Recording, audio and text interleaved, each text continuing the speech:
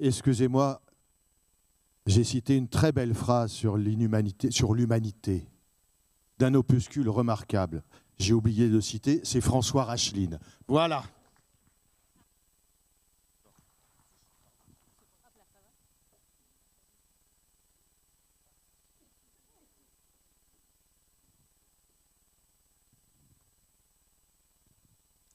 Bonjour à tous. Avant d'introduire cette table ronde, je voulais remercier Harry déjà de nous accueillir dans ce magnifique palais de la République.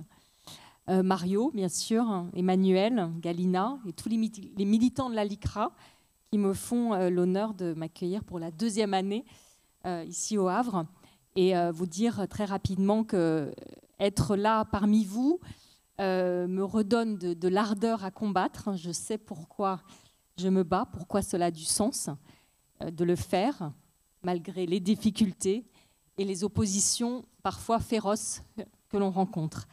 Le sujet de cette table ronde, c'est les enjeux de transmission d'une culture laïque. Je vais vous lire, parce que c'est très éclairant, la manière dont Emmanuel de Bono a problématisé cette table ronde en disant, je ne saurais mieux le dire, les questions des modalités de transmission d'une culture laïque se posent à l'heure où le principe de laïcité semble si mal compris, acquis ou accepté par une partie de l'opinion et notamment par les jeunes, on va le voir. Le cadre scolaire, la sphère associative, notamment sportive, font partie des cibles privilégiées d'une offensive anti-laïque qui justifie de repenser le cadre et les moyens de cette transmission. Donc en fait, on va être beaucoup plus concret qu'on ne l'a été jusqu'à présent. Et même c'était très bien, et cette matinée était passionnante, très enrichissante. On a fait un effort de définition, un effort aussi historique. Mais là, on va essayer de s'interroger concrètement sur comment on transmet cette culture. On peut peut-être interroger aussi le terme de culture. On en a eu une très belle définition tout à l'heure de la culture par Kundera, disant la culture, c'est ce qui permet de rire, de vivre et de mourir. C'est une façon, la culture, c'est une façon de rire, de vivre et de mourir. Je trouve que c'est une très belle définition, il y en a d'autres. Mais on va évidemment interroger cette question d'une culture laïque. Qu'est-ce que c'est et si elle existe? Et alors, voilà comment va se dérouler cette table ronde. Je vais demander à chacun de mes intervenants de dire ce qu'ils ont à dire, ce que le thème les inspire, comment le thème les inspire.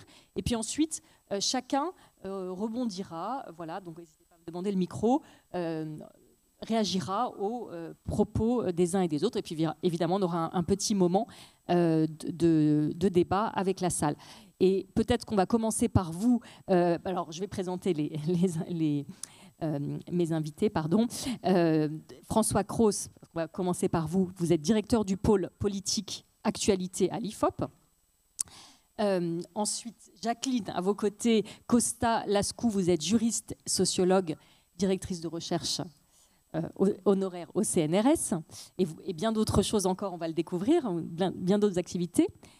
Daphné Hubelé, tout à ma droite, présidente de l'UEJF Paris 1, Panthéon-Sorbonne, et qui vient de créer un nouveau syndicat qui s'appelle l'UEPR, Union des étudiants pour le progrès et la République, à Paris 1 également aussi. Tout à fait.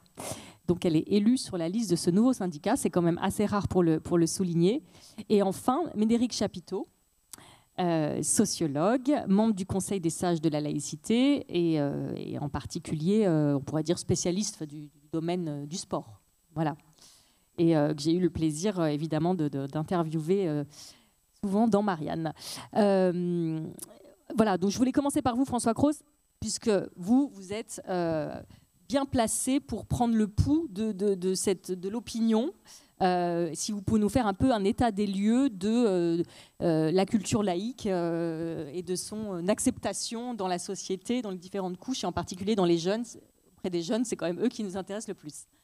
Alors, la question laïque ne se posait pas avant 1989. Hein. On m'a demandé de faire des analyses sur la laïcité depuis 50 ans. Il n'y a aucune enquête qui a jamais été publiée avant les années 80 et la montée de la question de l'islam.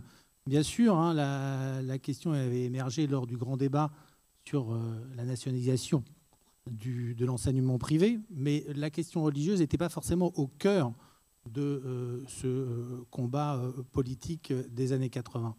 Donc bien sûr que la question de l'islam cristallise le rapport à la laïcité chez les Français et pose la question de savoir si on est dans un réflexe de type purement laïque, c'est-à-dire avec un souci notamment de neutralité entre l'État et les religions, ou alors derrière, il y a aussi une dimension xénophobe qui est qu'on retrouve par exemple dans nos enquêtes.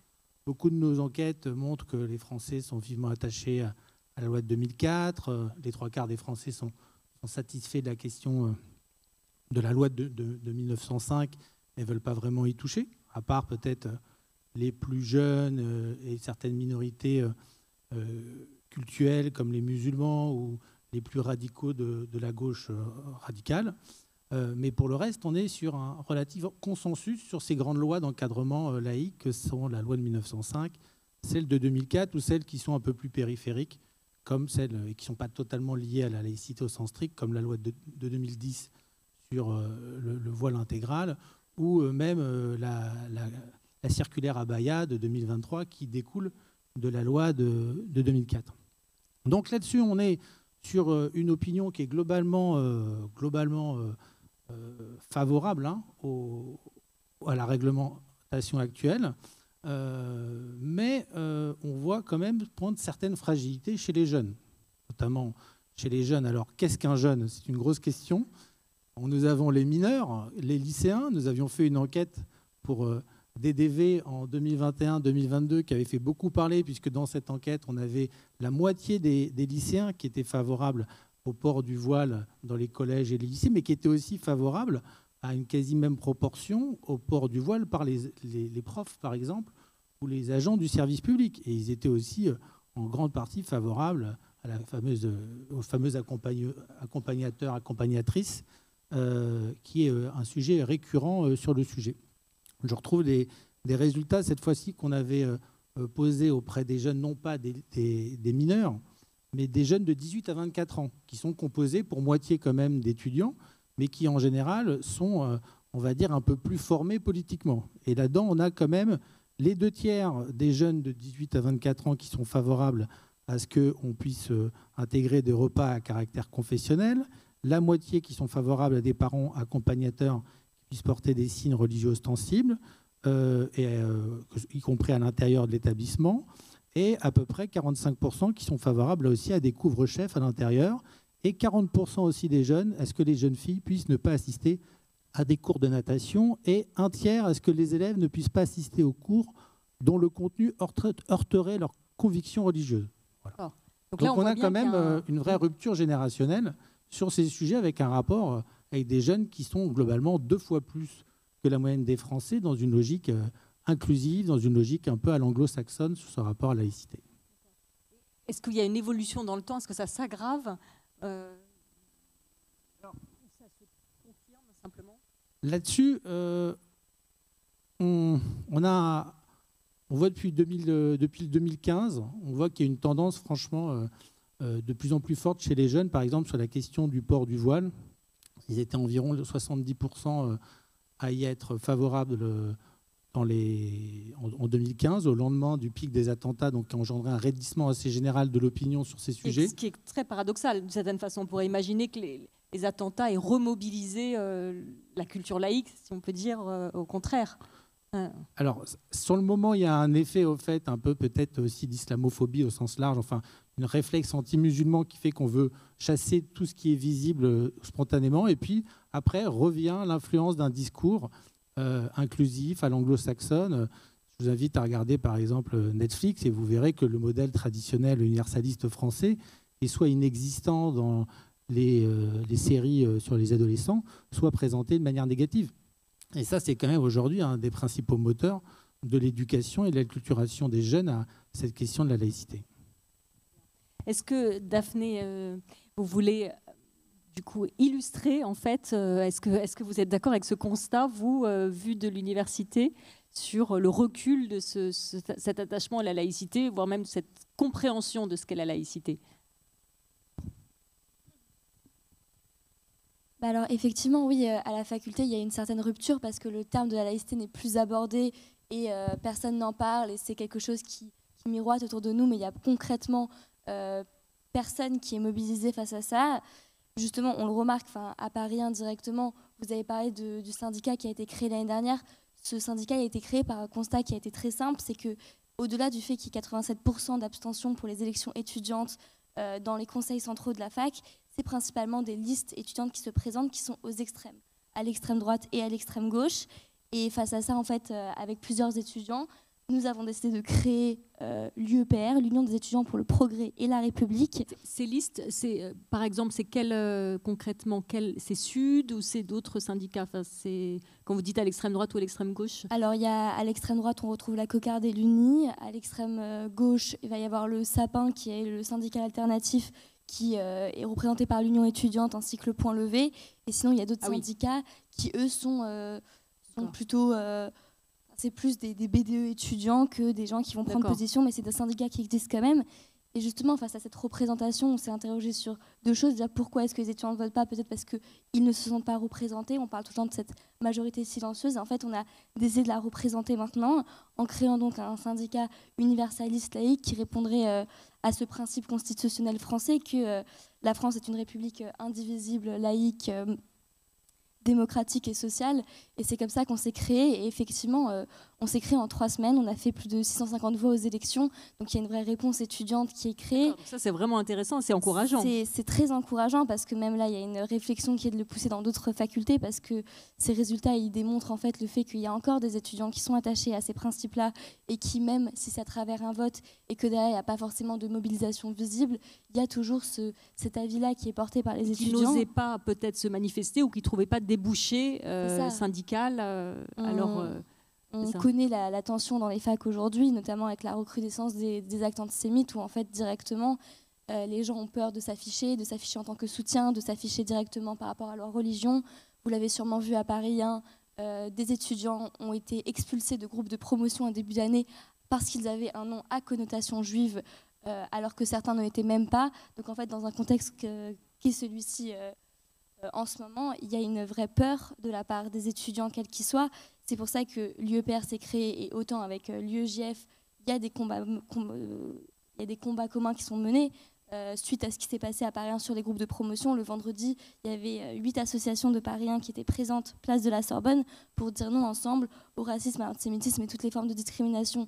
Donc en fait, il y a aussi cet engagement. Mais en fait, tout ce qui tourne autour des syndicats étudiants, c'est très inquiétant parce que, par exemple, à la CNESER, donc le Conseil national de l'enseignement supérieur et de la recherche, il y a l'Union étudiante qui a LFI derrière lui, qui est en train de se mobiliser pour rejeter la loi contre le racisme et l'antisémitisme dans l'enseignement supérieur, parce que pour eux, il s'agit d'assujettement idéologique, tout ça, et ce sont vraiment des étudiants qui se mobilisent contre la lutte contre l'antisémitisme,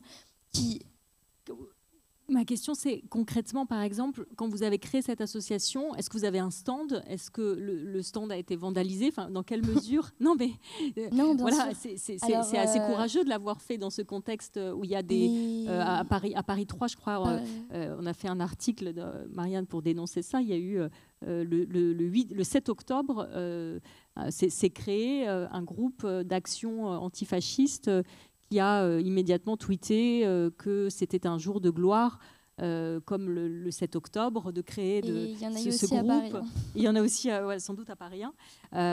Où ce que je veux dire, c'est que les tags faisant l'apologie du terrorisme, glorifiant le Hamas, aujourd'hui, c'est devenu se sont banalisés. Voilà. C'est très banalisé, c'est très décomplexé quand en fait on vise des étudiants pour un nom de famille à connotation religieuse. Tout ça, c'est très visé. Et justement, les premières réactions que nous, on a eues quand on a créé l'UEPR, c'est-à-dire que les gens ont tout de suite compris que l'UEJF était derrière tout ça. C'est-à-dire que nous, effectivement, on a été derrière ça. Enfin, moi, en ma qualité de présidente, j'ai été élue, j'ai porté la liste. Mais c'est aussi...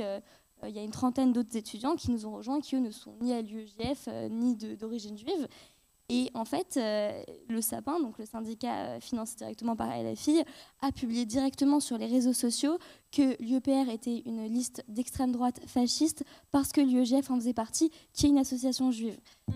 Une association qui pourtant et on a été visé du fait des positions non prises sur la situation dans la bande de Gaza, alors que pour autant, des autres syndicats, comme par exemple, je pense à la Fédé, qui sont un syndicat centriste qui font des soirées, globalement, eux, ils n'ont pas à être inquiétés du fait de ne pas prendre position par rapport à ce qui s'est passé. Mais c'est aller encore plus loin parce qu'au-delà des posts qu'il y a eu sur les réseaux sociaux, il y a eu des répercussions graves directes parce que quand un étudiant qui était à l'UEJF tracté pour l'UEPR, donc dans un contexte de campagne des plus classiques, il s'est retrouvé agressé. À Tolbiac, il y a une dizaine d'étudiants qui l'ont encerclé, qui ont pris ses tracts, qui les ont arrachés, qui lui ont craché dessus, qui l'ont traité de raciste, de sionistes, de fascistes, mais surtout qui ont scandé ensemble « Vive la résistance armée du peuple palestinien ».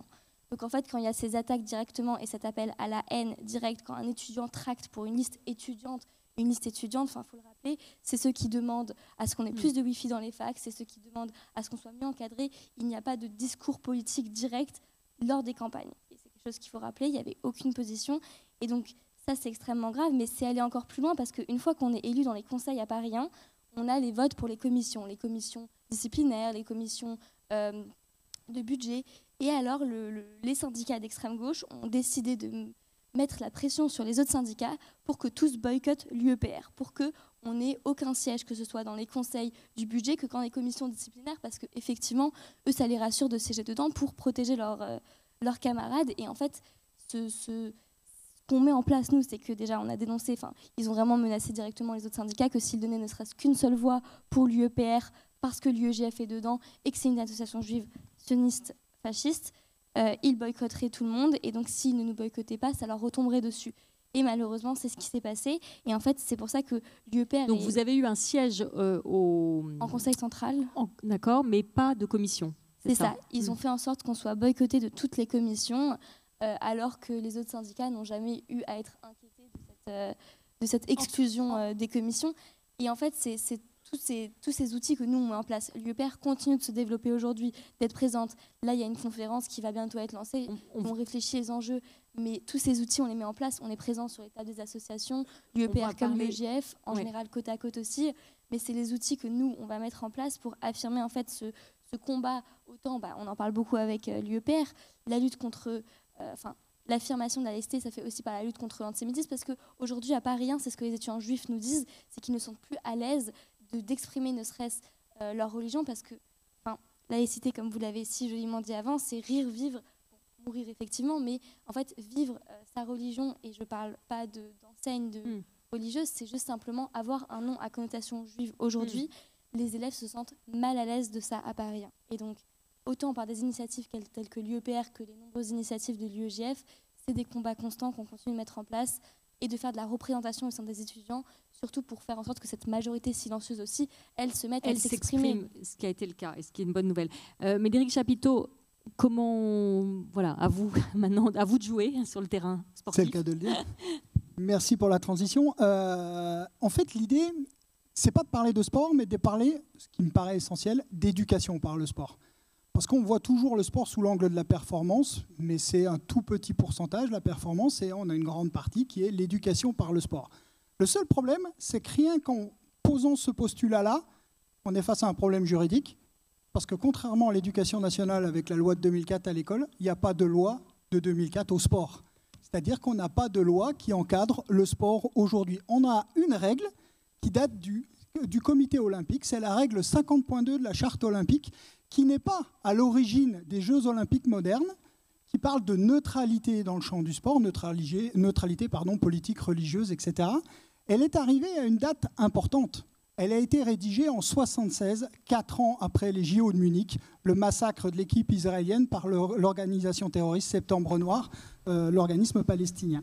Et donc, cette règle 50.2 n'a jamais été traduite en droit positif français, sauf sur une fédération. Ce n'est pas du droit positif, mais c'est dans ses statuts, c'est la Fédération française de football qui l'a mis en 2016 dans son article 1, et ce qui a donné l'attaque des hijabeuses, comme vous le savez tous, qui a conduit depuis 7 ans, et ce qui est la décision derrière, c'est la décision du Conseil d'État qui nous donne un angle juridique qui explique que la neutralité est imposée pour tous les athlètes des équipes de France, pour tous les élus et les éducateurs d'une fédération dite chargée d'une mission de service public, et que les fédérations peuvent j'ai bien dit peuvent, imposer la neutralité dans le cadre de leur compétition.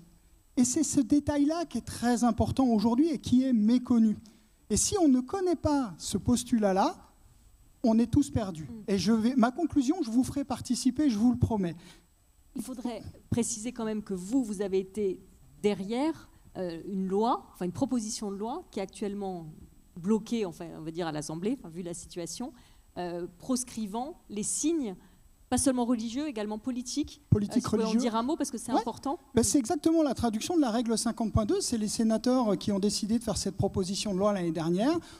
Quand on dit qu'ils s'ennuient au Sénat, qu'ils sont souples et qu'ils sont fatigués, qu'ils dorment beaucoup, je fais de l'ironie bien évidemment, ils en sont presque venus aux mains.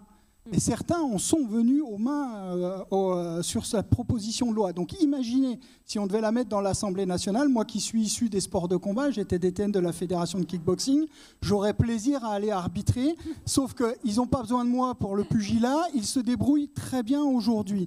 Et donc cette proposition de loi aurait pour effet effectivement d'apporter une partie de la réponse, mais seulement sur l'angle compétitif. Donc si je veux illustrer juste un exemple, vous avez une jeune fille qui va porter le voile le lundi, le mercredi et le vendredi à l'entraînement sur son terrain, au Havre, et le samedi, au moment de jouer sur le même terrain contre une autre équipe, elle devra l'enlever. Il va falloir l'expliquer. La personne qui va être en première ligne, c'est l'arbitre, et aujourd'hui, il va souffrir énormément, et les arbitres souffrent sur ce sujet-là. Donc aujourd'hui, comme on n'a pas de loi universelle au sens du droit français, nous avons 120 fédérations agréées, donc chargées d'une mission de service public en France, avec un blanc-seing étatique, 120 règles d'application différentes de la République. Donc ça pose un vrai problème de droit. Je vais vous donner un exemple. On est à Rouen, il y a sûrement un collège dans le coin. Il y a 2 sœurs dans ce collège de confession musulmane. La première elle vient en cours de PS, elle est en 4e, la seconde est en 3e. De 14h à 16h, la première vient faire un cours de handball en EPS. Il y a peut-être des profs de PS dans la salle. Et donc, qu'est-ce qui va se passer? C'est la loi de 2004 qui s'applique, c'est la neutralité. Pas de problème, pas de discussion. Au basket, c'est la même chose. Donc, neutralité, puisque c'est la loi de 2004. 18h, fin des cours. Les parents amènent leurs 2 enfants, leurs 2 filles au club de handball et au club de basket. L'un s'entraîne à 19h, l'autre à 20h. À 19h, c'est le handball qui démarre. La jeune fille revient dans son collège puisque c'est le gymnase qui est mis à disposition par la collectivité. Génial. Moi, j'étais le prof de PS. Elle me retrouve, elle est toute contente et moi aussi, pour la simple et bonne raison que je suis fan de handball aussi. Et ben, le matin, elle revient dans son même collège, elle retrouve son même prof, elle pratique la même discipline, mais là, elle a le droit de porter le voile parce que la fédération l'autorise. Comment voulez-vous transmettre la laïcité dans ce de cohérence, quoi, vraiment. C'est incroyable. Et donc, juste pour terminer sur cet exemple, vous arrivez au basket. Parce que sa deuxième sœur, elle fait du basket. Donc les parents à qui on reproche qu'ils ne font pas suffisamment d'éducation, tous on entend ça. Ben, les parents qui ne connaissent pas forcément non plus la laïcité, je caricature pas, je donne un exemple pour illustrer mon propos. Ces parents-là, ils amènent leur fille à 20h pour faire dans le même collège. Et là, par contre, c'est le principe de neutralité qui s'applique parce que la Fédé impose la neutralité. Donc pour les parents, même eux, ils ne peuvent pas prendre de position, je dirais, républicaine, parce que c'est incompréhensible pour eux. Et ça, c'est important. Et dernier point, l'IFOP a fait récemment, en 2003, fait des enquêtes, je dirais, longitudinales, ce qui est très peu publié, je dirais, ou diffusé sur la sphère publique, c'est qu'aujourd'hui, les contestations d'enseignement à l'école sont majoritairement, sont passées en avant en EPS. C'est passé à 47%. Donc, avec une augmentation de 15%, si ma mémoire est bonne, par rapport à la précédente enquête. Et là, ça pose quand même de vraies questions. C'est-à-dire qu'on se rend compte qu'à l'école, on avait dans l'imaginaire collectif que c'était plutôt les SVT, l'histoire géo, etc., sur ces disciplines. Ils sont très loin derrière, je crois 5 ou 6e position, derrière l'EPS. Ce n'est pas anodin. Donc, si on veut transmettre aujourd'hui, il faut qu'on ait un cadre clair. Et c'est important. Si on n'a pas de cadre clair, on ne peut pas transmettre. Et dernière chose, aujourd'hui, j'ai une hypothèse en termes de recherche, pour moi, à titre personnel, c'est que je suis convaincu, en tout cas c'est une des hypothèses sur lesquelles je travaille, que l'augmentation à l'EPS des contestations d'enseignement est le fruit de la permissivité qu'on a laissé s'implanter dans le champ du sport. Et comme on n'a pas un cadre clair, ça percute l'éducation nationale. Et donc c'est pour ça que je suis un grand partisan, pour ne pas dire un militant, de l'extension de la loi de 2004 au sport, parce que si on veut de l'éducation par le sport, il faut un cadre cohérent. Et juste un petit test, si tu m'autorises. Alors je vais me mettre debout parce que je suis sportif et j'ai envie de jouer avec vous. Il n'y a pas d'autre solution, vous êtes obligé de dire oui ou de dire non. L'abstention ne compte pas. À votre avis, on va commencer simple. Est-ce qu'au handball, on a le droit de jouer en compétition avec le voile? Ceux qui pensent que oui, levez la main. Avec un voile pour une jeune femme. Ceux qui pensent que oui, levez la main. OK. Ceux qui pensent que non, levez la main. OK, c'est totalement autorisé. Allez, et on va essayer le rugby. On n'est pas dans une terre de rugby, mais on va jouer avec le rugby. À votre avis, est-ce qu'au rugby, c'est autorisé? Ceux qui pensent que oui, levez la main. Ceux qui pensent que non, levez la main. Avant juin 2004, c'était autorisé. Depuis juin 2004, c'est totalement interdit. Et je termine sur un dernier exemple pour illustrer mon propos. Une femme s'était adressée au président de la République au mois de mai, c'était une de ses rares prises de parole publique, elle n'y voyait pas de lien avec l'actualité.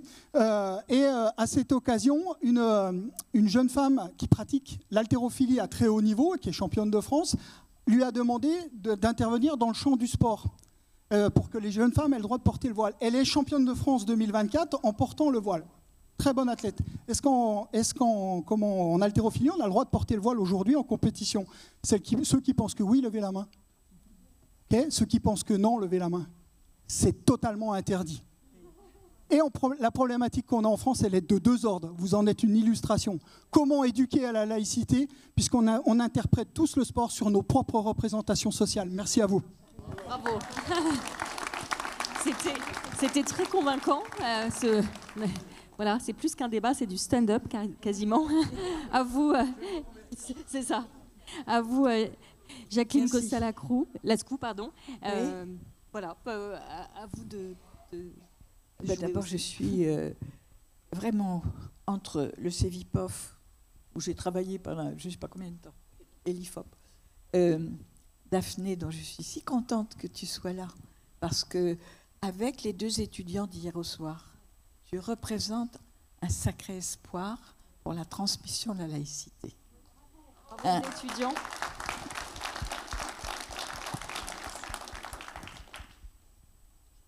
Bon, quant au sport, je me suis intéressée à partir de la laïcité parce qu'en région PACA, des jeunes filles qui faisaient du basket d'assez haut niveau, à un moment donné, ont demandé à porter le voile, à avoir des vêtements longs, alors qu'au basket, ne plus avoir le signe de leur club, mais un slogan, j'allais dire, un slogan en langue arabe sur leurs vêtements. Et ils étaient complètement débordés sur le plan régional. Ils ne savaient pas comment faire. Mais je leur ai dit, mais vous avez parlé avec ces jeunes filles? Ben oui, on leur a dit, pourquoi vous faites ça? Évidemment, elles ont répondu, le slogan. Voilà, c'est mon choix, c'est mon droit, c'est ma foi. Et j'ai dit, mais vous êtes allés au-delà? J'ai dit, ben moi j'ai envie de leur parler. Et au-delà, c'était, mais comment voulez-vous qu'on fasse? Ça nous permet de donner 150 € par mois à nos parents. C'est-à-dire, elles étaient payées, bien sûr. Et au lycée de Nanterre, même chose. Et je vais vous dire, donc je crois qu'il faut changer de méthode si on veut transmettre. Est-ce que vous savez payé par qui? Par des associations recevant de l'argent public ou... J'espère que ce n'était pas des associations. Mais bonne question. Pour rebondir avec le débat de ce voilà, matin. Exactement. La question mais se pose. C'est exactement, tout à fait. Et au lycée de Nanterre, des jeunes filles qui arrivaient très couvertes. Il n'y avait pas encore eu la circulaire sur l'abaya. Et alors qu'il y avait des travaux. Et donc, elles arrivaient avec des robes où il y avait plein de boue. Donc, au lieu de partir, alors la laïcité, qu'est-ce que c'est? Qu'est-ce que dit la loi, etc. Je leur ai dit, oh, c'est dommage, hein, c'est pas pratique, ça. Ah non, madame, c'est vrai, c'est pas pratique. Et comment vous faites? Ben oui, surtout que ça met du temps à sécher. Je savais qu'il fallait au-delà. Ça met du temps à sécher. Surtout que mes frères, ils veulent pas que je mette ça dans la machine à laver. Parce qu'il y avait des heures réservées pour les filles. Ah oui, carrément. Ah oui, ça va loin. Le séparatisme va loin. Oui. Et puis, Donc je continue, je dis, mais alors, c'est pas pratique, ça crée des problèmes avec vos frères, c'est pourquoi? Ben pour la pudeur, madame. Et je dis, la pudeur, c'est... Et à ce moment-là, il y a un garçon qui dit, non, non, et qui, lui, connaissait les sources religieuses. Il dit, mais non, c'est idiot, ça, madame. La pudeur, c'est dans le cœur, c'est pas dans un bout de tissu. Si vous les questionnez, vous apercevez que les jeunes savent beaucoup plus de choses, parfois, que nous. Et il faut aller au-delà. Et donc, je continue le questionnement et je vais dire la méthode après. Tout à fait, oui. Hein? Et à ce moment-là, il y en a un autre qui dit, de toute façon, vous savez, elle s'habille comme ça, mais vous savez ce qu'il y a dessous? Et quand elles viennent en boîte, elles ne portent plus cette robe. Mais elles le font pas ici à Nanterre. Bon, donc, ils me racontent tous leurs trucs.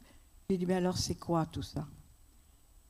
Et l'un des jeunes les plus astucieux, qui connaissaient bien la religion musulmane, puisque c'était ça, il me dit, mais vraiment, vraiment, c'est pour exister.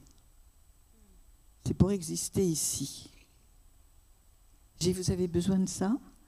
Et là, il a dit, écoutez, je suis un homme, mais je ne suis pas bon en sport. Je n'ai pas tapé dans un ballon. Donc, je ne suis pas reconnue. La religion, là, ça me donne un rôle. Et donc, il y a tout. Si vous ne questionnez pas, vous ne saurez pas qu'il se pose des questions aussi fondamentales, philosophiques, religieuses, spirituelles, dans l'organisation même de leur vie.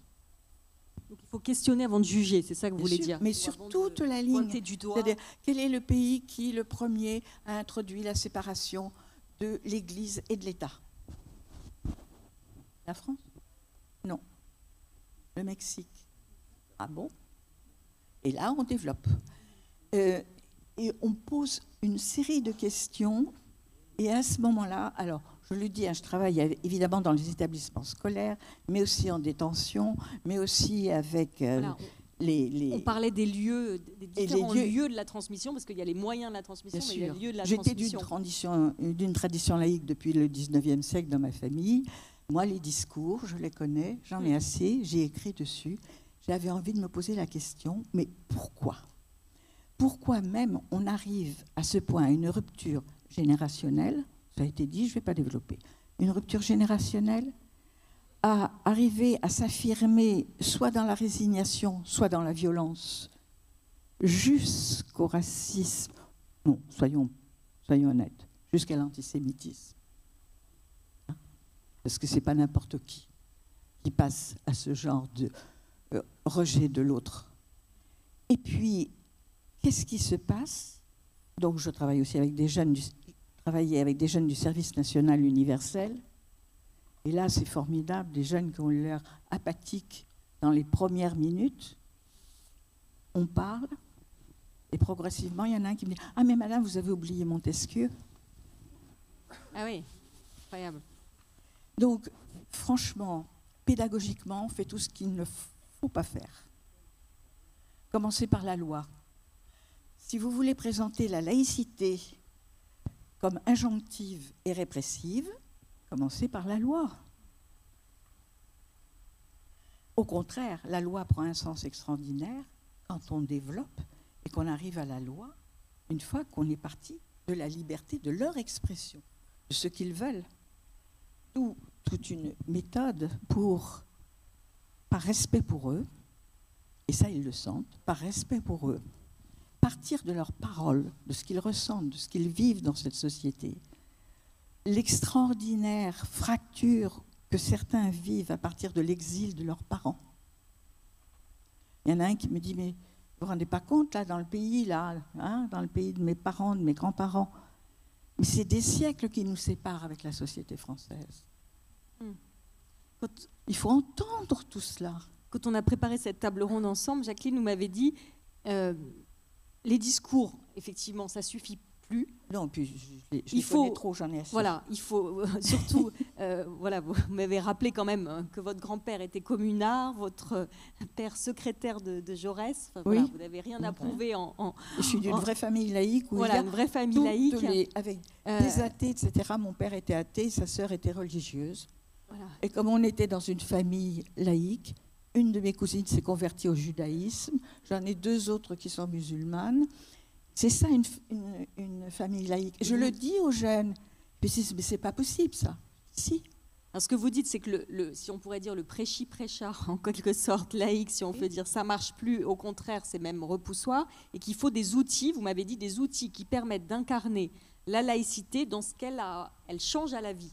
Je trouve ça une très belle définition. Et j'aimerais bien que justement maintenant, chacun de vous propose des outils très concrets. Alors vous avez déjà parlé d'une méthode, voilà, déjà de questionner et non pas de juger.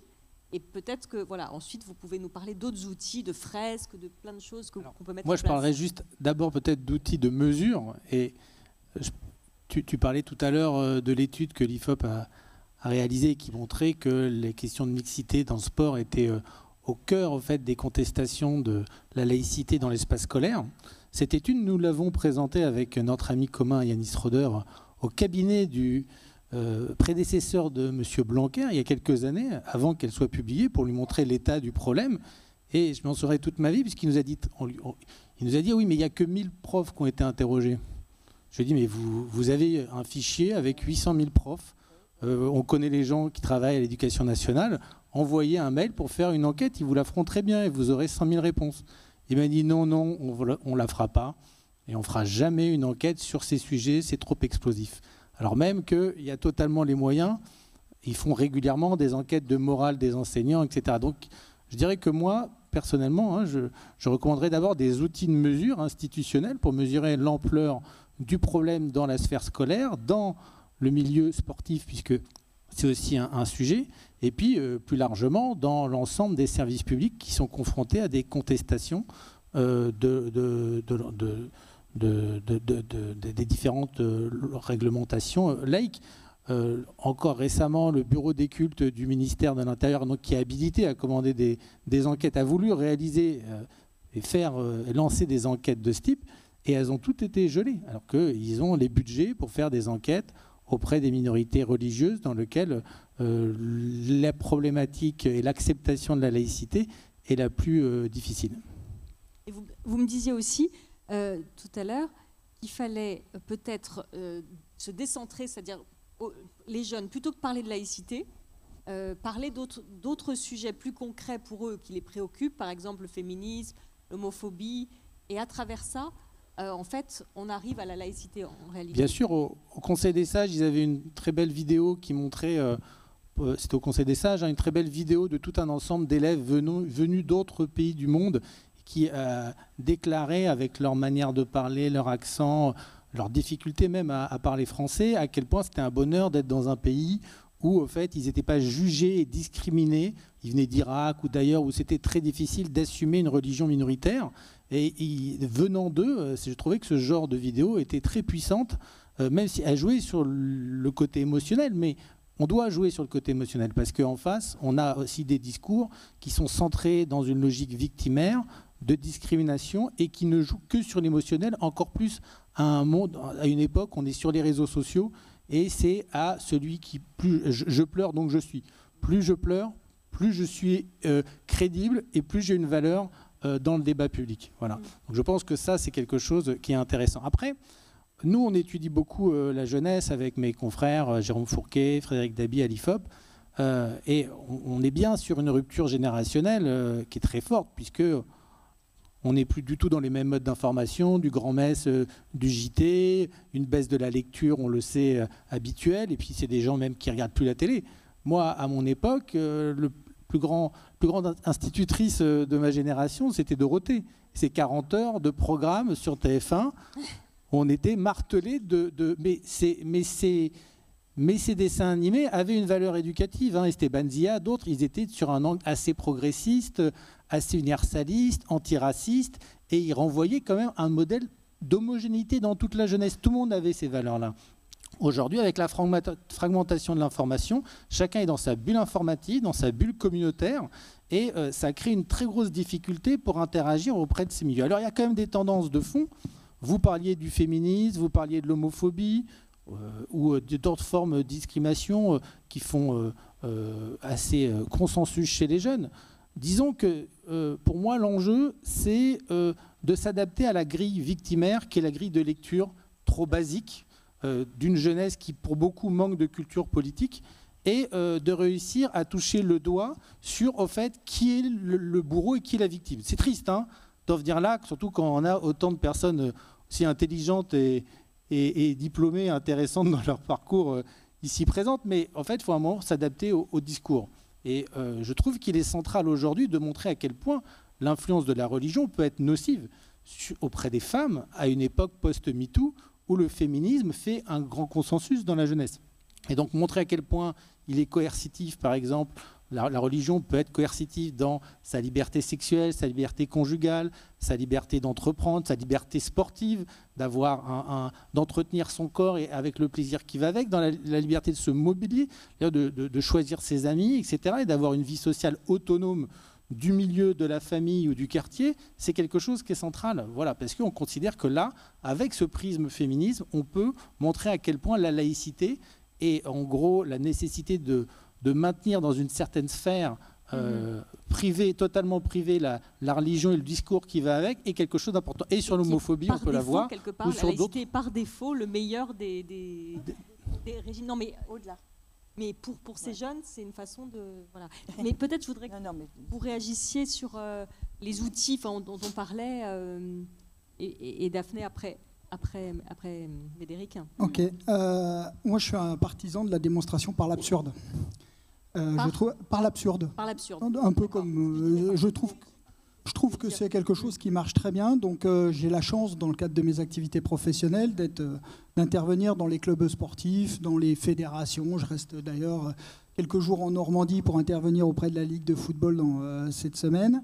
Et généralement, dès qu'on veut intervenir sur ces questions-là, je commence toujours par un exercice en groupe qui est très simple. Parce que le sport, en général, réunit toutes les couches de la société, toutes les religions, et c'est tant mieux, il faut que ça continue. Donc je leur demande à tous de prendre 1 heure, c'est pas une perte de temps, je vous rassure, de prendre 1 heure sur le temps de la formation pour me faire un calendrier sportif qui prend en compte toutes les fêtes religieuses. Et alors, là, je peux vous garantir qu'au bout de 10 minutes, ils pleurent, au bout de 15 minutes, ils demandent une pause. Déjà, il faut aller chercher toutes les fêtes religieuses de toutes les religions, on va dire les 3 religions monothéistes. Et là, ils se rendent compte que c'est plus possible. Et naturellement, il leur vient l'idée que la neutralité, c'est pas si mal. Voilà. Ça, c'est un bon exercice. Bravo. Et qu'est-ce qu'ils pensent juste de rebaptiser les vacances scolaires, de les débattre, enfin, que ce soit plus les vacances de la Toussaint et de Noël, de cette idée. En fait, le sujet ne se pose pas du moment qu'ils puissent jouer le week-end. D'accord, bonne réponse. À Shabbat, donc. Non, effectivement, les discours sont importants aujourd'hui que prône dans le milieu... à la faculté, c'est plus le milieu militant qui se fait entendre en général. Et justement, il y a une importance des mots qui est essentielle aujourd'hui parce que c'est avec des mots, des définitions claires que les bases sont posées de la laïcité. Et justement, par ailleurs, l'UEPR est la seule liste aujourd'hui. On a même fait une recherche, on n'a trouvé aucune liste étudiante qui, pas seulement à Paris 1, mais dit pas seulement lutte contre le racisme, mais lutte contre le racisme et l'antisémitisme. Aujourd'hui, même les autres syndicats ne posent plus ce mot-là parce qu'ils englobent tous les racismes. Mais en fait, il ne faut pas avoir peur de poser les mots, d'affirmer les mots, parce qu'en fait, c'est à travers cette parole militante claire et définie qu'on impose déjà les bases vers la transmission laïque qui doit être en fait essentielle en France aujourd'hui dans les facultés. Parmi les outils qu'on peut avoir tous à portée de main, je pense que les mots c'est vraiment ce qu'il y a d'essentiel. Après, forcément dans les facultés ça va être plutôt militant, à travers des actions militantes qu'on se fait entendre.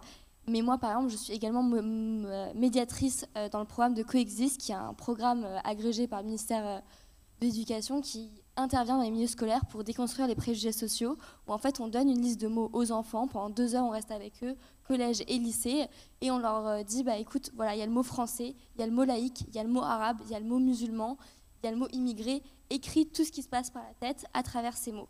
Qu'est-ce qui te vient à l'esprit? Et ensuite, on discute avec eux et on déconstruit ces préjugés, mais on leur explique que vraiment, ils n'ont pas à se censurer, qu'ils écrivent tout ce qui se passe à travers leur esprit. Quand on a le mot arabe, terroriste ressort toujours. Quand on a le mot juif, le mot argent ressort toujours. Quand on a le mot laïque, ce qui ressort tout le temps, c'est cette personne ira en enfer, elle n'a pas de Dieu, pas de religion. Les gens ne savent pas ce que c'est la laïcité aujourd'hui, ni dans l'enseignement supérieur, ni avant. Je pense que justement cette importance des outils, d'avoir des interventions, des associations qui interviennent directement dans les classes. Mais en fait, moi, cette formation, je la trouve géniale, celle de Coexiste, et je pense que, et c'est aussi la démarche de la loi qui est passée sur la lutte contre le racisme et l'antisémitisme dans l'enseignement supérieur, c'est que ces formations, on en a besoin. Les enseignants en ont besoin pour eux-mêmes quand ils sont en classe, qu'ils puissent poser des mots clairs et précis, tout comme les étudiants, qu'ils puissent avoir les clés en main pour avoir ces mots-là, tout comme les élèves, quels qu'ils soient, qui puissent avoir justement ces clés en main et qu'il y ait des formations les plus facilement accessibles pour tous.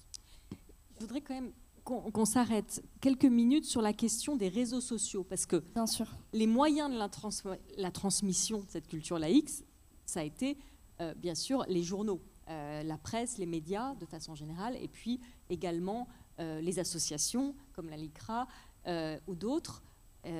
Or, aujourd'hui, aussi bien le secteur associatif semble assez déserté par les jeunes, pas complètement heureusement, mais en plus, on a envie de dire que tout ce travail qui est fait est anéanti de certaine façon par ce nouvel espace public informationnel qu'est les réseaux sociaux, avec toute la violence, le clivage, parce que les algorithmes sont faits de telle sorte que plus on clive, plus on a de likes et d'argent derrière pour ceux qui en font un business, et c'en est un évidemment. Voilà, comment lutter contre ça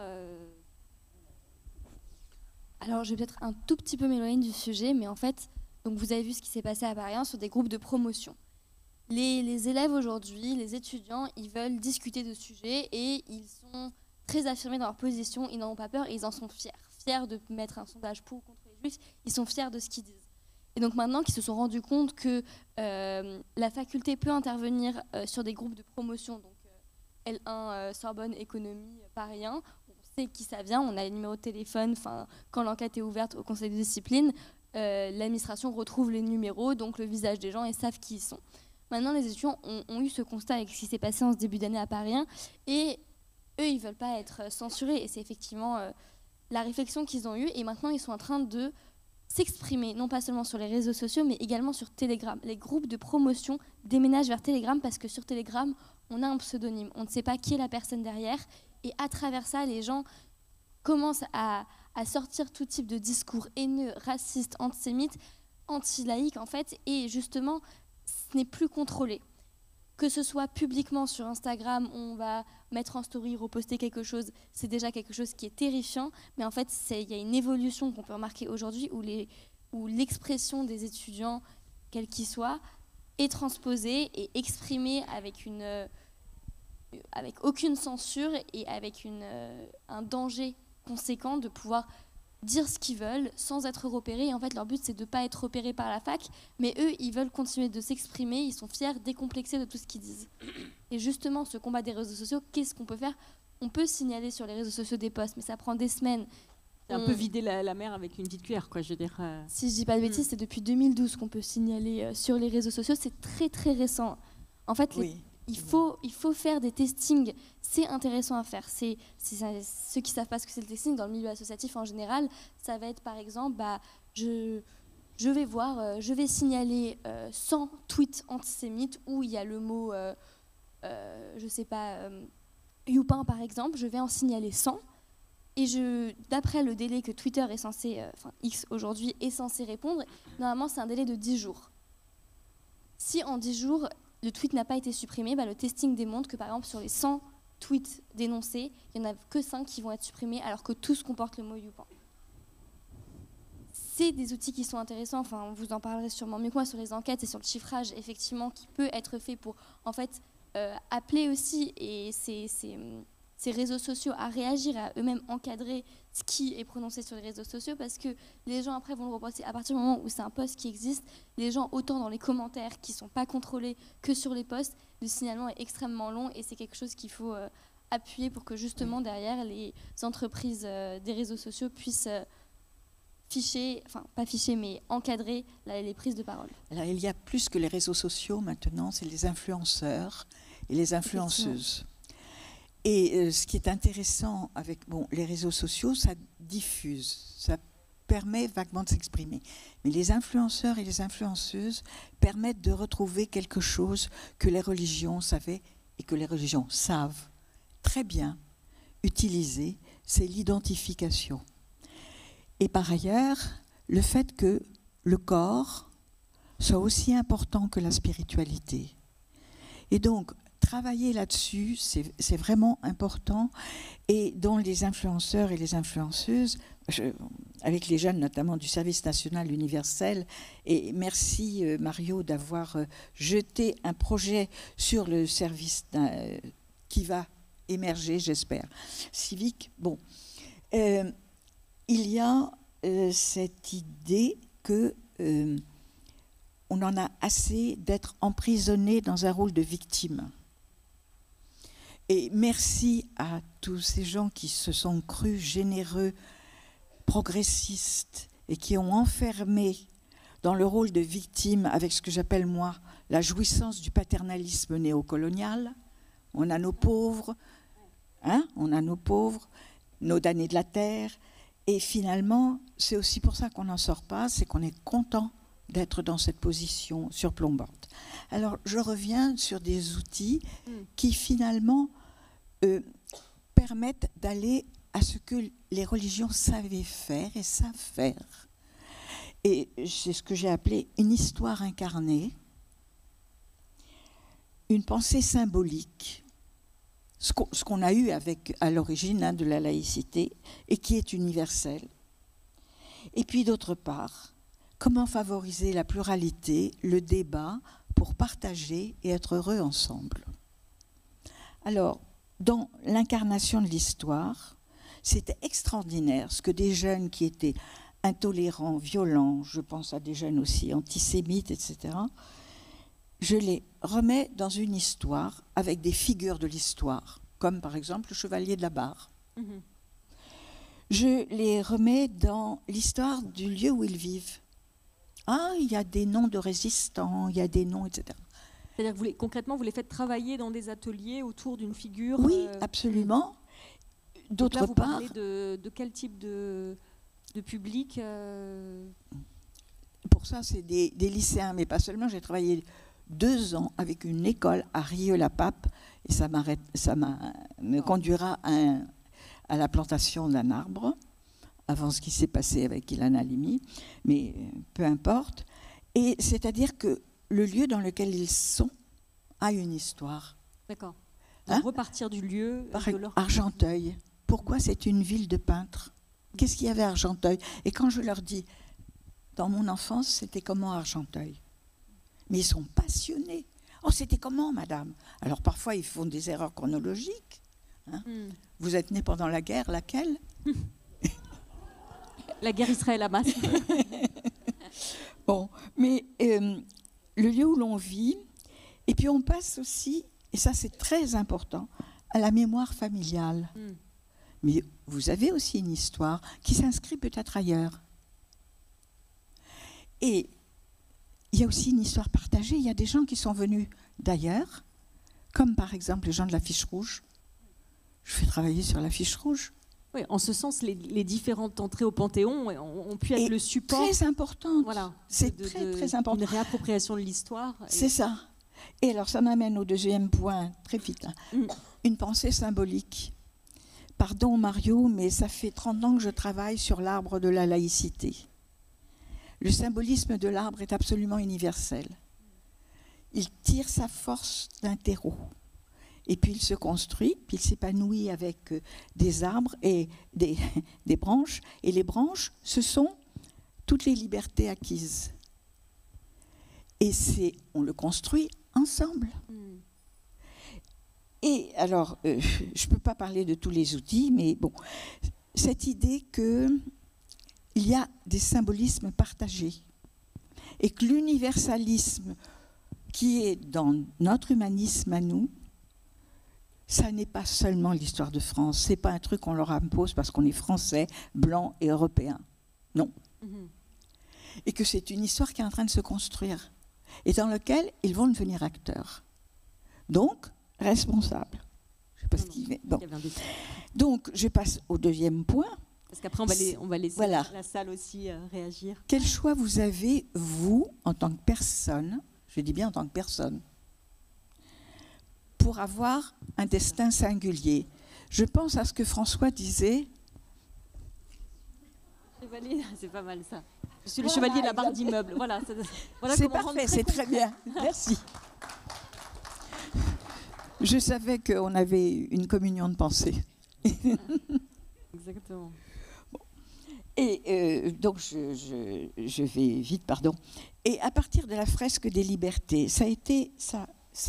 On a commencé à le dire, mais il faut le construire. Malheureusement, Mario, c'est pas dans notre association l'ICRA que ça a été fait, mais avec une autre association. La frise des libertés, d'avant la naissance jusqu'à la mort. Pourquoi les religions se sont intéressées au problème de la naissance, de l'évolution de la vie, la signification de la mort? Un enfant, si je veux, quand je veux, avec qui je veux, pas forcément marié, peut-être du même sexe, etc. Se marier, est-ce qu'il faut être vierge? Et tout, jusqu'au bout, est le choix de sa fin de vie. En face, ça a été indiqué, alors si tu es dans une société telle que tu me l'as dit, la théocratique, avec Dieu, ce que tu crois savoir de Dieu. D'ailleurs, quand on leur montre qu'ils sont totalement ignorants sur la religion qu'ils professent, qu'ils croient professer, ils sont tout à fait intéressés, inquiets au départ, puis après très curieux. Là, c'est une approche comparative, en fait, qui leur permet, par l'absurde, comme on disait, exactement, de comprendre, tout à fait. Voilà, ce que c'est que finalement l'avantage exactement. À vivre dans une société laïque. Et de même, ou alors il faut être très radicalisé. Tu crois que c'est important d'être vierge au mariage? Pourquoi? Et à ce moment-là, on dit, tu vois la différence? C'est quand dans un système de pensée, une idéologie, être vierge au mariage, c'est une obligation au point qu'on refait des hymens aux filles qui ont perdu leur virginité, ou bien si c'est un choix personnel. Tu as le droit de choisir d'être vierge au mariage. C'est ton choix. Et progressivement, le choix de la pureté, etc., c'est un choix. On arrive au rituel, ce qui est partagé, ce qui est choix personnel, et contre le fatalisme, contre la résignation, mais avec quelque chose qu'on ne sait pas, à mon avis, bien traiter, c'est la loyauté, la fidélité aux traditions. Jusqu'où allons-nous dans la reproduction des traditions? François, vous voulez réagir et puis après, pour finir sur la parole, parce qu'il nous reste 10 minutes. Juste pour finir sur la question du sujet des réseaux sociaux, ça pose quand même aujourd'hui quelque chose d'essentiel qui est la frontière entre la vie privée et la vie publique. On a été élevé, socialisé à une époque où, en fait, voilà, une fois qu'on avait quitté son collège, son lycée, voire même son quartier, on était à l'abri du regard des autres. Aujourd'hui, toutes les études le montrent sur les problématiques de harcèlement. Il y a encore une série Netflix qui a fait beaucoup parler sur la problématique de jusqu'où, au fait, cette logique de harcèlement sur les réseaux sociaux, sur les groupes Insta, Snap, Twitter ou autres, continue et ne finit jamais, pose un énorme problème sur ce point qui fait qu'au fait, on considère qu'aujourd'hui, moi, ce que j'appelle le retour du village, c'est-à-dire qu'on a le retour du contrôle des pairs sur votre vie sociale, sur votre vie sexuelle, sur votre vie comportementale. Récemment, on faisait une enquête sur peut-on être infidèle à sa petite copine à l'heure d'Instagram. Voilà. Je vois qu'il y en a qui sourient parce qu'aujourd'hui, au fait, ça pose un énorme problème. C'est une sorte de Big Brother volontaire généralisé qui fait qu'on est épié dans tous les aspects de sa vie. Et ça pose un problème de devoir, vous en parliez, toujours renvoyer une image de respectabilité. Vous avez Laure Dessy, notamment, qui a fait un super livre sur la réputation à Creil, avec le drame que vous connaissez tous, très très bon livre, et qui posait la question en fait de comment on gère une réputation quand on est d'une religion, d'une communauté dans un quartier. Et ça se résume au quartier, mais quand ça peut prendre, on l'avait vu à une époque avec l'affaire Mila, avant qu'elle dérive, elle incarnait aussi au fait une problématique de comment on peut avoir une parole libre sur des questions de religion sans en souffrir ensuite en tant que femme ou lesbienne. Donc ça pose un énorme problème sur le contrôle social, sur le harcèlement et sur la frontière entre la vie publique et la vie privée. Et si j'en parle, c'est que aussi le fait qu'aujourd'hui, pour les jeunes, il n'y ait plus de frontières entre les deux, les fait interroger et ne même pas comprendre vraiment de quoi on leur parle, quand on leur parle d'une laïcité qui, justement, repose sur cette séparation entre le public et le privé. Mais public-privé tel que tu la poses, c'est très occidental, c'est même assez hexagonal par rapport à la façon dont ils le vivent, eux, dans leur famille, et familles qui cherchent à continuer à transmettre. Et il me semble tellement important la technique du décentrement pour qu'ils se retrouvent, et justement, et après pour qu'ils puissent, eux, mais je termine par là, pardon, la lutte contre la victimisation, etc., est essentielle. Et il faut s'interroger pourquoi nous avons tellement plaisir à les enfermer dans un rôle de victime. Comme par hasard, ça ne se fait pas avec les Chinois. Comme par hasard, et comme m'a dit très bien un jeune qui était d'origine syrienne, il m'a dit, vous savez, les Juifs, ce qu'ils ne nous permettent pas, c'est justement de les enfermer dans le rôle de victime. Bon, je pense qu'il y a là des choses très importantes. Et si on néglige tout cela, si on néglige à la fois ce qui est universel, si on néglige la singularité de certaines traditions, mais dans un cadre universel, on ne leur permet pas d'être eux-mêmes, d'avoir une liberté personnelle et donc de choix. Moi, je suis étonnée, j'ai suivi et j'ai donné des cours à l'INSP, à Lyon et dans d'autres endroits, mais pédagogiquement, c'est tout ce qu'il ne faut pas faire. Donc, c'est-à-dire la méthode aristotélicienne du débat, de la question, pour avancer dans l'individualisation de la pensée et retrouver un symbolisme plus universel, c'est une maïeutique qui, en plus, et je vais terminer par là, le plaisir de la laïcité. Quand je pose la question, combien y en a-t-il qui sont sur les réseaux sociaux? Presque tous lèvent la main. J'énumère les réseaux sociaux et j'arrive à TikTok. Alors là, les mains se lèvent. Je dis, vous savez où a été créé TikTok? Vous savez que ce TikTok-là ne peut pas être vu en Chine. Oui, ben là, vous savez que vous pouvez être manipulé, donc. Oui, ben alors, mais ça nous fait plaisir. C'est bien fait, madame. Vous vous rendez compte, à côté des cours. On revient à ce qu'on disait. Et on revient au plaisir, au principe du plaisir. Comment rendre la République aimable. Bien sûr. Est-ce qu'il... Voilà, il nous reste quelques minutes, si je peux dire. Enfin, je ne sais pas jusqu'à quel point on peut déborder les 40...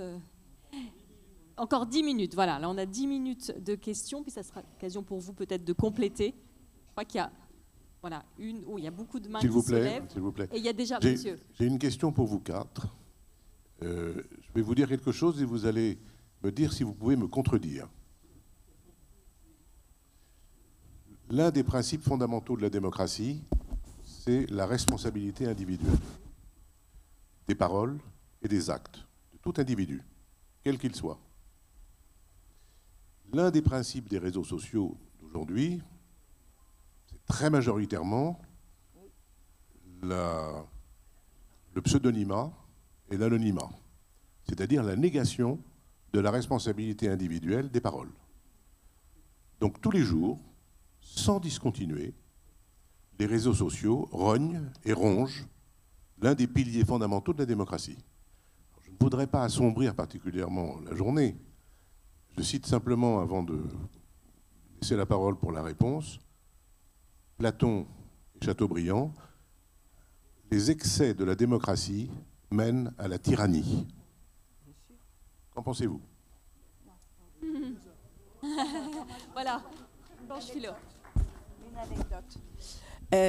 François, comme je travaille avec des délinquants routiers, c'est très intéressant, ils sont jeunes, ils ont une relation à l'autorité, à la police, au refus d'obtempérer. Si je viens avec un discours sur la responsabilité, ils me racontent leur stratégie pour que notamment la jeune magistrate qu'ils vont avoir en face d'eux aura la larme à l'œil, parce qu'ils vont dire, vous savez, le refus d'obtempérer, madame le juge, c'est parce que j'avais peur de la police et des violences policières. Alors je dis, vous vous foutez de moi? Et à ce moment-là, je dis, mais si vous avez un de vos enfants dans la voiture, derrière vous, et là, toute la transmission par la notion de responsabilité apparaît. Si je partais de la sanction du refus d'obtempérer, ils s'en fichent, ils en jouent, ils s'amusent.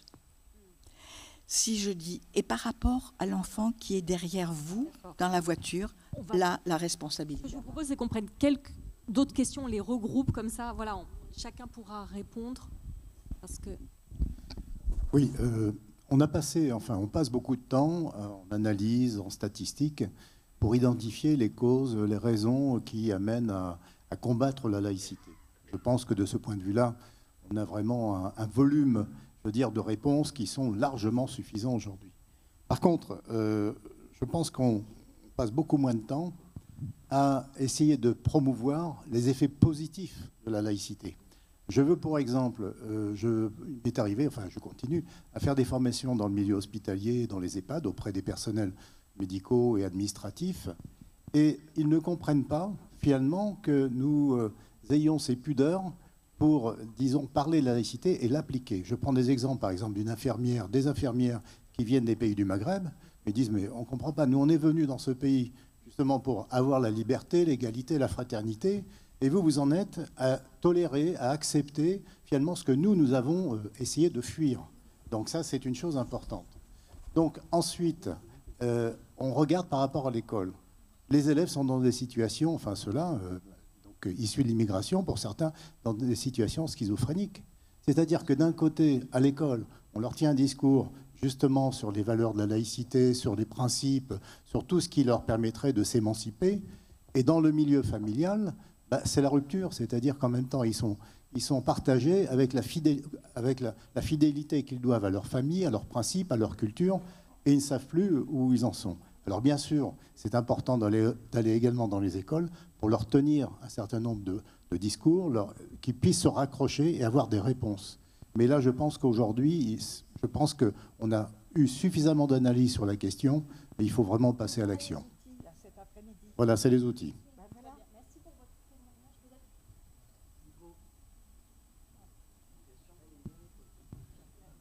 Peut-être une autre question, et puis après... Ouais. Une question très courte pour Médéric. Un joueur de foot qui vient de marquer un but et qui fait un signe de croix, comme si c'était Dieu qui lui avait fait marquer le but. On fait quoi?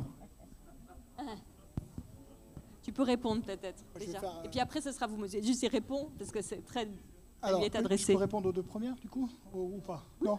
Je fais très rapidement pour le foot. En fait, le foot et le sport en général, on pourra jamais couper la totalité du religieux avec le sport. Moi, je suis monté sur un ring pour combattre. Je suis profondément athée, peu importe. Mais si mon adversaire croit en un Dieu, peu importe lequel, s'il a besoin de le prier, c'est pas un souci. Et je pense qu'il ne faut pas tomber dans l'excès. Il y a une différence entre faire son signe très rapidement, selon moi, et faire une ostentation qui dure.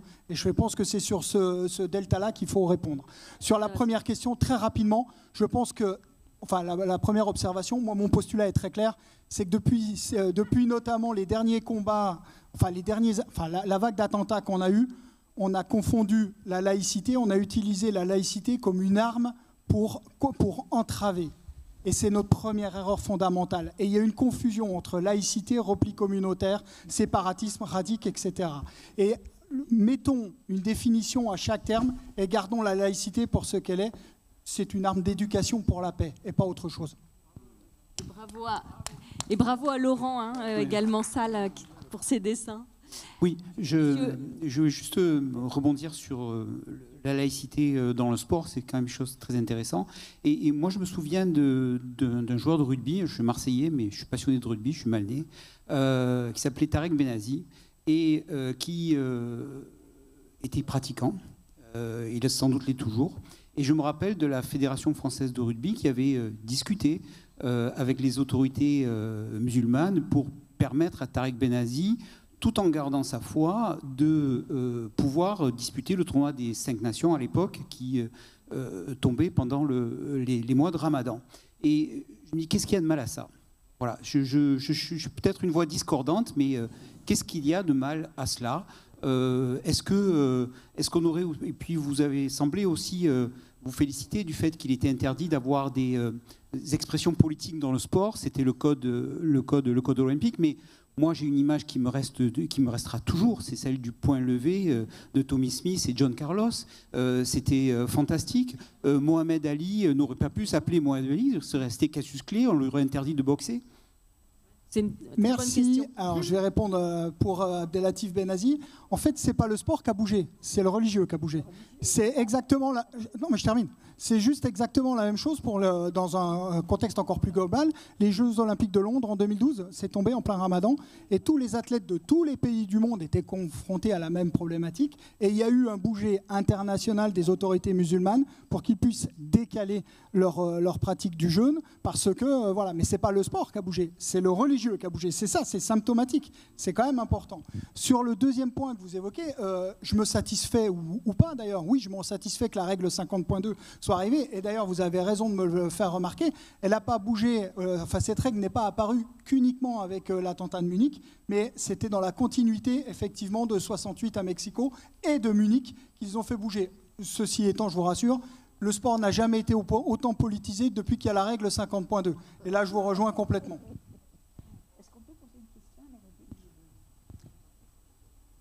Oui. Daphné, est-ce que vous voulez réagir à tout ça? Enfin, est-ce que ça vous... Ou à certaines questions? Oui, non. Alors, c'est vrai que sur toutes ces questions du port, effectivement, moi, ça fait 2 ans que je vais à la fac tous les jours. À la fac, il y a des gens qui portent le voile, il y a des femmes, d'autres qui portent la kippa. Ça ne pose pas de problème. Le problème, il arrive quand, justement, lors de blocus de manifestations, ça devient un symbole et ça légitimise une forme d'action. Et c'est ça, justement, comme tu l'as si bien dit, la laïcité, c'est un combat pour la paix, pour l'universalisme à la fac, pour que dans tous les espaces publics en France, tout le monde se sente accueilli et pas discriminé. Donc, je vais finir là-dessus, sur le fait de vraiment mettre un point d'honneur à ça. Toute liberté religieuse, enfin c'est ça la laïcité, c'est vraiment pouvoir vivre librement sa religion. Si on a besoin de manger un repas avec des restrictions religieuses, on le fait, il n'y a aucun souci. Par contre, ça ne doit jamais devenir un outil de l'obscurantisme. Très concrètement, on pourrait se poser la question, mais on n'a pas le temps, mais est-ce qu'il faudrait, par exemple, est-ce que le fait de porter un kéfier aujourd'hui dans le contexte sur un stade de foot, est-ce que c'est un problème ou pas? Voilà, c'est pas un signe religieux, c'est un signe politique. Non, mais je dis ça exprès parce que vous aviez raison de soulever cette question qui est très importante. Est-ce qu'on va trop loin si on l'interdit? Ou est-ce que dans le contexte actuel, ça peut être perçu par d'autres qui n'auraient pas comme ostentatoire et peut-être agressif? Je pense que ce qu'on avait bien vu avec la commission Stasi, c'est qu'on n'a pas essentialisé ni un bout de tissu, ni un objet, ni un geste. Le problème, c'est de savoir quand ça devient un signe. C'est-à-dire quand ça a une signification pour la personne qui le fait, qui le porte, etc. Et toujours la même question, les jeunes filles voilées qu'on avait auditionnées, j'avais dit, et les autres? Un signe n'a de sens que par rapport à la façon dont il est perçu. Donc il faut retrouver cette logique entre la perception que donne la personne, et là on retrouve des questions de liberté, et la façon dont il est perçu. Ce qui se passe avec les réseaux sociaux, c'est qu'on ne se pose pas la question de la façon dont c'est perçu. On se contente du sens que l'on donne soit à un geste, à un objet. Et on essentialise aujourd'hui aussi bien les objets que les origines, que les appartenances. Et c'est au fond une réponse simpliste, réifiée, dans un monde, le dernier point sur lequel je voudrais insister, c'est que beaucoup de jeunes, puisqu'on parle surtout des jeunes, sont dans des situations de très grande vulnérabilité. Et cette vulnérabilité les conduit souvent à devenir violents, agressifs et radicaux. Et si on ne travaille pas sur toutes les formes de radicalité, on passe à côté de ça. Quand même, aujourd'hui, la moitié des adolescents ont des problèmes psychologiques graves. Et s'ils cherchent un appui dans quelque chose qui ressemble, j'ai 5 ans avec des radicalisés, je peux vous dire, et paradoxalement, ils vont aller jusqu'à revendiquer l'effort, la souffrance, jusqu'au martyre pour exister alors qu'ils sont terriblement mal dans leur peau. Juste pour répondre sur le kéfier. Ça sera le mot de la fin, sauf s'il y a d'autres questions. Parce sur le kéfier, ça va rejoindre les questions précédentes. En fait, moi, d'ailleurs, je l'ai écrit dans Marianne, sur une de tes interviews, la question qui se pose, peu importe qu'on autorise un signe ou pas, ou qu'on autorise un vêtement ou pas, vous l'avez compris, moi je suis pour la neutralité et je l'assume pleinement. Ceci étant, aujourd'hui, la première problématique du sport, c'est qu'il n'y a pas de règle uniforme. Donc ça pose un problème d'interprétation et qui va derrière. Ça, c'est le premier point. Le deuxième point, c'est qu'il ne faut pas non plus regarder que sur je dirais, le bout de la première étape. Si on prend quelqu'un qui va porter un kéfier, une kippa, un voile, peu importe dans le sport, quelle que soit la discipline, et on imagine que cet athlète, homme ou femme, soit le futur Mbappé de son sport. Il va gravir les échelons. Mais le jour où il arrive en équipe nationale, il est obligé de l'enlever parce que c'est le principe de neutralité qui est inscrit dans la loi. S'il veut devenir éducateur sportif, il est obligé de l'enlever parce que c'est le principe de la neutralité. Ça a été rappelé par le Conseil d'État. S'il veut devenir arbitre, il est obligé de l'enlever parce que l'arbitre est protégé comme un agent de service public. Donc il faut l'expliquer, qu'il a fait tout le cursus avec son signe quel qu'il soit, et qu'à la fin, au moment d'aller en équipe de France ou autre, il doit l'enlever. C'est arrivé au handball. Et je vais vous annoncer une dernière anecdote pour terminer là-dessus. C'est arrivé, je ne sais pas s'il y a des gens de l'Aube, de Troyes. Vous avez un jeune joueur qui a été sélectionné en équipe de France. Il n'a pas pu honorer sa sélection parce qu'il exigeait que toutes les prises de photos ou toutes les vidéos lui floutent les genoux. Mais on en rigole, mais c'est une réalité. C'est-à-dire que pendant tout le temps, on l'a laissé faire et des journalistes ont flouté ses genoux en local. Et ça a été, au moment d'aller au national, il a dû enlever il a dû refuser sa sélection. Je vois qu'il y a des gens copines du chef, donc ils sont au courant du dossier. Donc voilà, c'était juste l'anecdote de la limite de l'exercice. François Cros qui a vraiment le mot de la fin. Si je peux conclure sur la question de la transmission, elle est centrale, puisque dans nos enquêtes, j'en parlais au début, il y a un hiatus énorme entre la jeunesse, notamment la jeunesse scolarisée, qui a un phénomène de solidarité avec les personnes qui côtoient, voire même d'acculturation, qui fait qu'ils considèrent qu'aujourd'hui c'est un droit, au regard de leur identité, de revendiquer, vous parliez de l'alimentation, du vêtement, et même, pourquoi pas, de faire des prières dans l'établissement scolaire. Donc la question de la transmission, elle est centrale, puisque si on ne la prend pas en charge, on va se poser la question de y aura-t-il dans 20 ans encore une assise sociologique suffisante dans l'opinion pour défendre l'arsenal législatif laïque, en particulier la loi de 2004, qui a s'effrite en l'espace de 9 ans. Le taux d'adhésion des jeunes à cette loi, il a diminué d'une 20aine de points. C'est beaucoup, en tout cas les jeunes de 18 à 24 ans. Et donc, ça pose la question de l'acceptabilité, notamment dans l'espace scolaire, qui est le cœur de la bataille de la laïcité. On l'a encore vu avec ce que j'appellerais la bataille de l'abaya en 2023. C'est qu'est-ce qui va tomber d'abord. Moi, je pense que vous en parliez, la question de l'alimentation. Aujourd'hui, vous avez la majorité des jeunes profs de moins de 30 ans qui est favorable à des repas confessionnels.